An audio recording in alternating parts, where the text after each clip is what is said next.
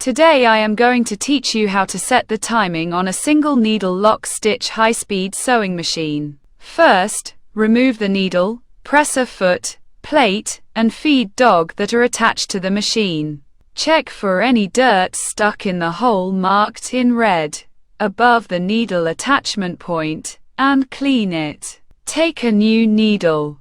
Place the groove of the needle on the outside and the scarf on the inside. Raise the needle as high as possible and tighten the needle screw. Turn the hand wheel to lower the needle to its lowest position. When looking through the carrier, the needle eye should now appear parallel to the top of the carrier.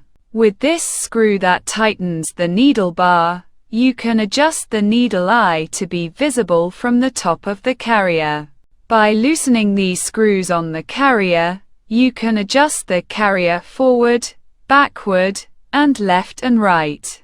When the needle goes down and comes up again, tighten the carrier screw so that the carrier point is in the middle of the needle scarf or slightly below the middle.